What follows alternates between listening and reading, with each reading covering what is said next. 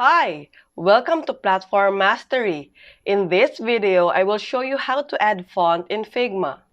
First is basically we will search for a non-copyright font on a separate tab. Let's try on Font Space. In here are different font styles that you can download.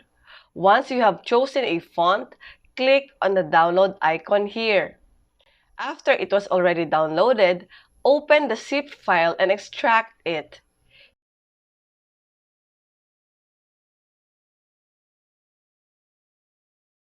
Here is how it looks like.